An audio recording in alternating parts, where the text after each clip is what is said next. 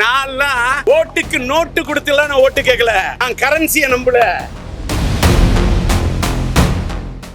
ஏதோ இந்த ஓட்டு பிரியுது, யாருக்கோ ஏதோ ஒண்ணு சரியுது, மக்கள் மனதுல ஏதோ ஒரு விஷயம் பத்தி எரியுது. இங்க ஓட்டு போட்ட வந்த கூட்டத்துல இளைஞர்களை நான் தேடுறேன். இளைஞர்கள் முகம் கொஞ்சம் இருக்குது. இன்னைக்கு ஒரு சட்டமன்ற தொகுதியில இருந்தாலும் சரி, ஒரு நாடாளுமன்றத்துல போய் நம்ம உறுப்பினர் ஆகணும்னாலும் சரி, குறைந்தபட்சம் 20 கோடி, 40 கோடி, 110 கோடி இப்படி செலவு பண்ணும் பல கோடி. நான் தேர்தலில் வாக்களித்து விட்டேன். வாக்களிப்பது என்பது நம்ம நாடு நல்லா இருக்கணும், இது லட்சியம். நம்மளோட தேசம் நல்லா இருக்கணும், இது லட்சியம். மக்கள் நல்லா இருக்கணும், அது லட்சியம். ஜனங்க நல்லா இருக்கணும், அது நம்மளோட லட்சியம். ஜனநாயகம் நல்லா இருக்கணும், அது நம்மளோட லட்சியம். ஆனா வாக்கு கூட போடத்துக்கு வர முடியாத அளவுக்கு யாரும் பண்ணக்கூடாத அலட்சியம்.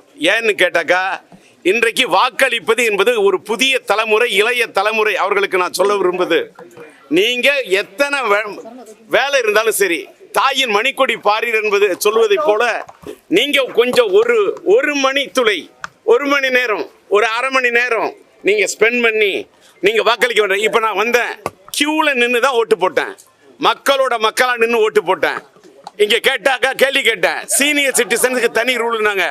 70 வயசுக்கு மேல இருக்கிறவங்க சீனியர் சிட்டிசன் அவங்களுக்கு போட்டுட்டு 68, 69 வயசுல இருக்கிற தாய்மார்கள்லாம் கஷ்டப்படுறாங்க. அதெல்லாம் கேட்கறதுக்கு யாரும் இல்லை. அதெல்லாம் நீங்க கவர் பண்றதும் இல்லை. மீடியான்னு சொன்னா எதை கவர் பண்ணுமோ அதை கவர் பண்ணும். ஆனாங்க இங்க ஒரு சைடுல நின்று ஒருத்தர் எனக்கு ஒரு சைடுல ஒரு சைடு எஃபெக்ட் டிடிஎஸ் மாதிரி கேள்வி கேட்டாரு. இந்த தேர்தல் நீங்க எப்படி பாக்குறீங்க? தேர்தலை பாக்குறேன். மக்களோட வாழ்க்கைக்கு ஒரு தேர்தல் ஏற்பட வேண்டும் பாக்குறேன். இன்னைக்கு ஓட்டு போட வந்தது மக்களை பாக்குறேன். வயதானவர்கள்லாம் அவங்க வீட்டுல இருந்து புறப்பட்டு கஷ்டப்பட்டு கியூல நின்று அந்த ஓட்டு போட்ட அந்த பெரியவர்களை பார்க்கும்போது, அந்த ஜனங்களை பார்க்கும்போது, இன்னும் ஜனநாயகம் இருந்து கொண்டு இருக்கிறது என்று நினைக்கும் போது இறைவனுக்கு என்னுடைய நன்றி. எல்லாம் வல்ல இறைவனுக்கு என்னுடைய நன்றி, அந்த கடவுளுக்கு நன்றி, அந்த கருத்துக்கு நன்றி. ஆனா எனக்கு ஒன்னே ஒன்று மட்டும் புரியுது, ஏதோ இந்த ஓட்டு பிரியுது, யாருக்கோ ஏதோ ஒண்ணு சரியுது, மக்கள் மனதுல ஏதோ ஒரு விஷயம் பத்தி எரியுது. இது மட்டும்தான் இந்த தேர்தல். எப்படி பாக்குறீங்கன்னா நான் அப்படிதான் பாக்குறேன். இங்க ஓட்டு போட்ட வந்த கூட்டத்துல இளைஞர்களை நான் தேடுறேன். இளைஞர்கள் முகம் கொஞ்சம் இருக்குது. இன்னும் இளைஞர்கள் ஒருவேளை வேலைக்கு போயிருந்தா மறக்காம மத்தியானமா வந்து ஓட்டு போடுங்க. எனக்கு ஒண்ணே ஒண்ணுங்க, நான் இதை பதிவு பண்ணிட்டு தான் போவேன். பதிவு பண்றத உங்களுக்கு வாய்ப்பு இருந்தா போடுங்க. ஏன்னா என்ன பேசினாலும் சில பேர் அதை அப்படியே போடுறீங்க, சில பேர் மாற்றி போடுறீங்க, சில பேர் சேர்த்தி போடுறீங்க, சில பேர் திரிச்சு போடுறீங்க, சில பேர் மறைச்சி போடுறீங்க, சில பேர் போடாமலே இருந்துடுறீங்க. ஆனால் போடுறவங்க போடணுங்கிறதுக்காக ஒன்று சொல்கிறேன். இன்னைக்கு ஒரு சட்டமன்ற தொகுதியில் இருந்தாலும் சரி, ஒரு நாடாளுமன்றத்தில் போய் நம்ம உறுப்பினர் ஆகணும்னாலும் சரி, குறைந்தபட்சம் 20 கோடி, 40 கோடி, 60 கோடி, 80 கோடி, 100 கோடி, 110 கோடி இப்படி செலவு பண்ணும் பல கோடி. தமிழ்நாட்டோட தென் தமிழகத்தோடைய கட கோடி, அதுதான் தனுஷ்கோடி. ஏழை எளிய மக்கள் நிற்கக்கூடியது தெருக்கோடி. ஆனா பதவியில் இருக்கவங்க சில பேர் குவிச்சு வச்சிருக்கிறது பல லட்சக்கணக்கான கோடி. ஆனா என்கிட்டலாம் இருக்கிறது வெறும் தாடி. நான் 1996 2001 வரைக்கும் பூங்காநகர் தொகுதியில் நான் எலெக்ஷன் நின்று ஜெயிச்சேன்.